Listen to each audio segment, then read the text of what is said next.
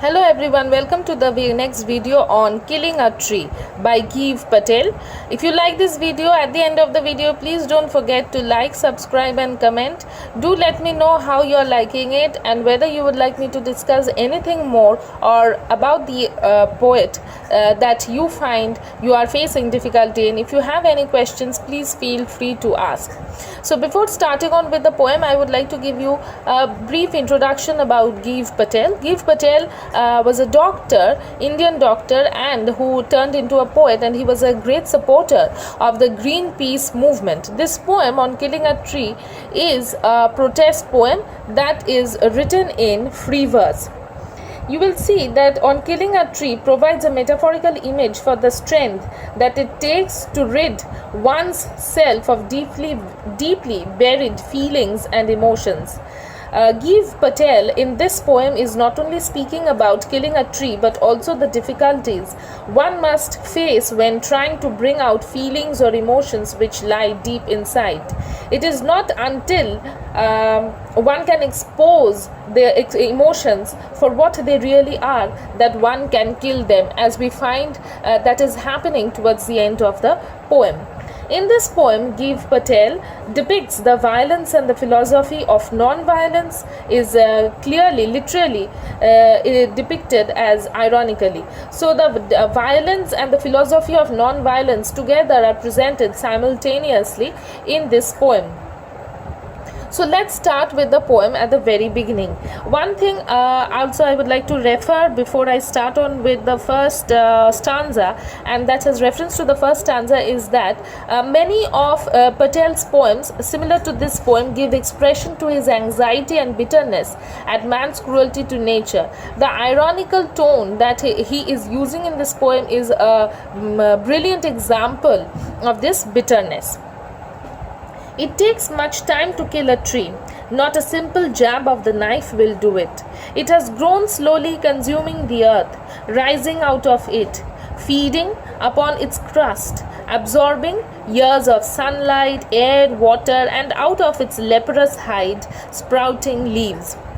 This poem is set on a very visual plane, as we, the readers, see. The descriptions are vivid and the mood is quite depressing because, as we understand from the very title itself, that it is about the killing of a tree, the bringing down of a tree. There also hangs a sense of darkness upon the poem. The pain felt by the trees, as imagined by Patel, dominates the mood of the poem. Much time in the first line indicates the time-consuming nature of bringing down a tree. A simple jab here refers to a striking, a simple or a rough striking to the tree's bark or to the tree's trunk that will first attack the bark and then it will reach to the deeper parts. So there is nothing that can bring it down so easily. Slowly consuming the earth. Consuming the earth here refers and rising out of it, feeding upon its crust, absorbing the years of sunlight, air, water. These lines indicates that the tree grows out of the earth, nourishing itself on the nutrients found in the earth. The two lines, slowly consuming the earth and rising out of it, these two lines hint at the use of the poetic device named as imagery. It here refers to the soil or the earth, and in these three lines, rising out of the earth, feeding upon its crust, absorbing the years of sunlight, air, water, these three lines are examples of enjambment where one line moves into the other without the proper use of the punctuation. Leprous hide refers to the irregular and the scaly bark. It is also a metaphor. It refers to the leprosy-like skin. The bark is like the leprosy-like scaly skin that has grown on the tree. Sprouting leaves. This phrase is very significant because it signifies the numerous trees that are growing from the branches one after the other.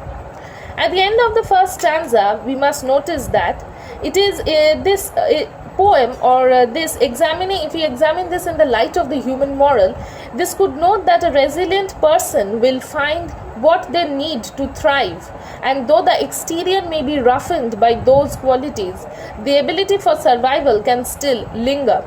People who are this resilient can become numb to softer concepts of life since they are so caught up in persevering and winning. and even they can take from what is around them to better their stations. That means to improve their positions in life. Selfish or not, the person can still stand like this tree, and it is not easy to kill. It is not so easy to bring him down, just like the tree. Okay, so let's now move on to the second stanza. So, hack and chop, but this alone won't do. Not so much pain will do it. The bleeding bark will heal, and from close to the ground will rise the curled green twigs. Miniature boughs, which, if unchecked, will expand again to former size. So here in this second stanza, we see that this resilient spirit is continuing. The resilient qualities of the tree are highlighted once again. The so and but, these two lines here refer to the enjambment. So hack and chop, but this alone won't do it. This is another example of the enjambment that the poet uses here. So he is telling that though the tree, and apparently in the poem it may seem that the poet, that is Dr. Patel, is presenting it as an enemy of humans, the readers must notice that it is not the case. And here the irony is very, very well illustrated. So in these two lines, the first two lines, a strong tree after years of feeding on earth and sunlight is not easy to kill. That is what we can draw from these two lines.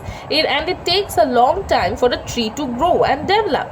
This alone, this phrase, this alone, refers to the hacking and the chopping, the ways by which a tree may be brought down.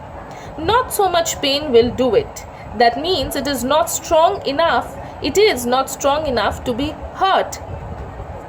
To hurt means the jab or the killing or the strike that it would be inflicted on the trees is not strong enough to kill it.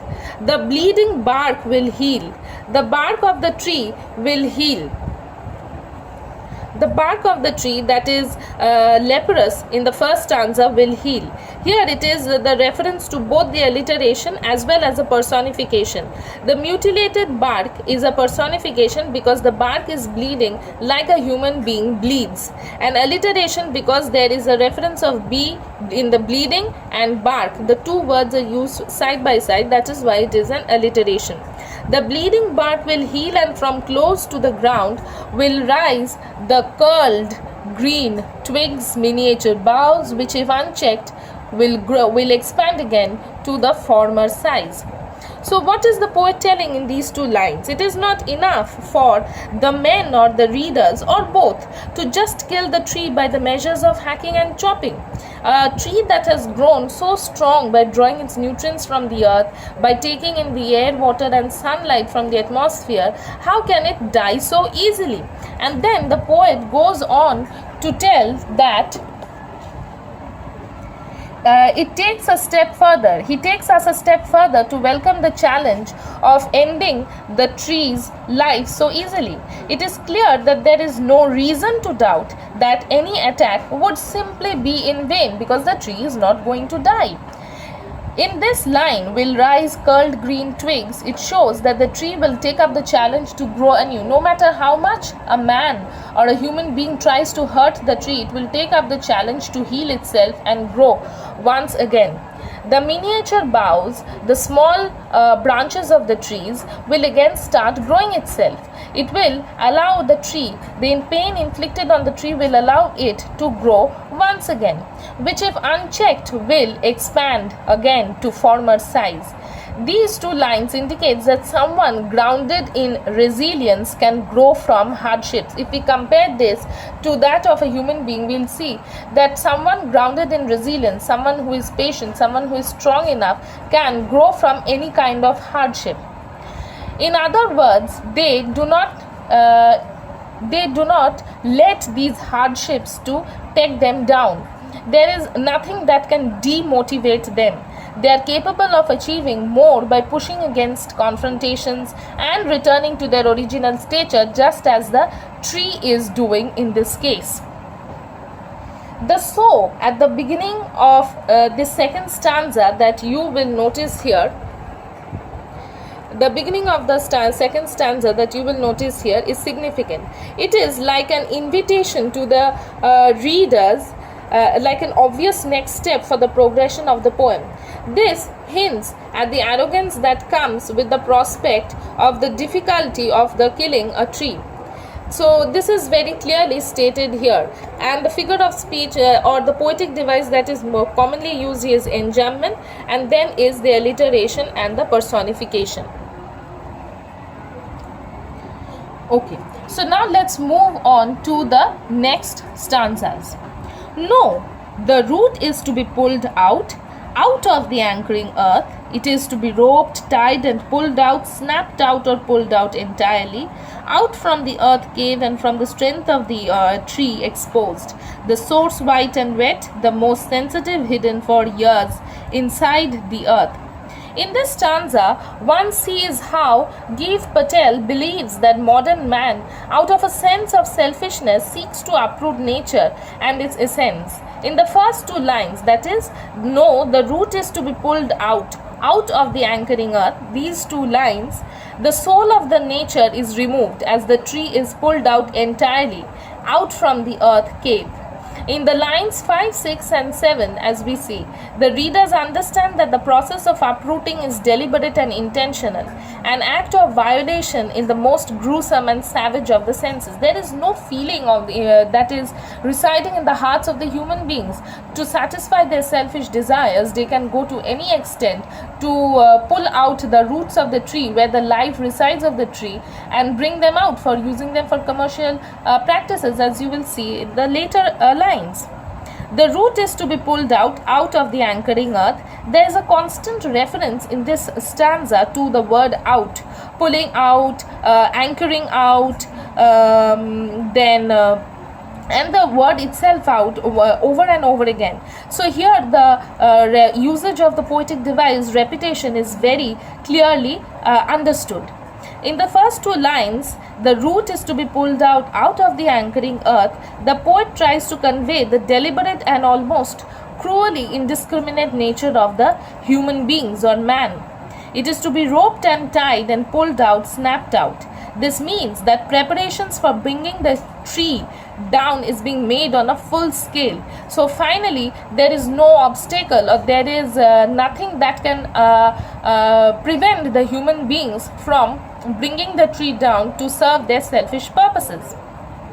Out from the earth cave and the strength of the tree exposed, the source white and wet, the most sensitive hidden for years inside the earth. So in these two lines, you see that the readers become aware of the elements that provide support to the tree and make it strong. So it is not that this tree can stand alone on its own and can give support to itself. It is the elements like the earth, the sun, air, water that together contribute to its strength and greatness. And the strength of the tree exposed. So what is the strength of the tree? The earth in the earlier lines, as you will see, is used by the tree. So here the earth does not act as the strength of the tree. It is something from which the tree draws out its nutrients. But here there is a change. The anchoring, usage of the word anchoring and cave, like it is an entity that matters is in this situation. It is used as an entity here. Here it is significant that it is willing to shelter and nurture the tree, and that becomes the strength of the tree. We cannot ignore this change that is taking place from the earlier stanzas to the third stanza. And the secret, the reason or the secret behind the tree's strength is revealed. It is not only the earth's anchoring power but also the roots that is revealed to the men or to the human beings. It is the most sensitive because it draws up the nutrients from the soil. If it is not sensitive, it will not be able to take in the nutrients and make it distribute it to the other parts of the trees. So this part is very sensitive, and since it is under the earth, it is hidden away from the sunlight. That is why it is discolored. Here white and wet, the figure of speech alliteration is used because there is a continuous reference to W words here. Okay, so now let's move on to the next part. Then the matter of killing a tree of scorching and killing a tree, that is the matter of scorching and choking in sun and air, browning, hardening, twisting, withering, and then it is done. So the tree is finally dead, as we see here. The matter here, as I already mentioned, is talking of the killing of the tree. The poet does not even name this abominable act. His hatred and disgust at this act is very clearly expressed here. Of scorching and choking in the sun and air, it exposes the roots to the sun and the air and not allowing it to draw any nourishment. That is why finally it will be able to die. Browning, hardening, twisting, withering. Man further subjects the tree that has finally been brought out from the earth to the various processes of rendering it fit for the commercial purposes, and then it is done. The tree is finally dead. In the final lines of the poem, Giv Patel tells how ensured man is that the tree has no second life. It has finally been successful in bringing it out of the soil. A sense of triumph is there. Throughout the poem, the act of killing the tree has been highlighted and the tree has been personified. The entire poem is about the feelings of the tree. The tree also has been personified, how it is bleeding, how it is trying to revive from its injuries. So that way we can call that the tree has, we can say that the tree has been personified throughout the poem. And the moral of the poem is that no matter how much we injure the tree, we cannot ignore the importance of the tree in our lives. If we have to save nature, if we have to save ourselves, we have to protect trees. We have to plant more trees. And destruction of trees just to serve our selfish purposes is not the only solution. Mass scale destruction will only bring about devastation on a larger scale. That's it to the poem here. I have tried to discuss almost all the points that are very relevant and important throughout the poem. If you have any more doubts, please let me know so that I can discuss further things with you. Feel free to ask, and if you like it, please don't forget to drop a like and share it so that your friends and the other people who are willing to learn can also get access to it. Happy learning.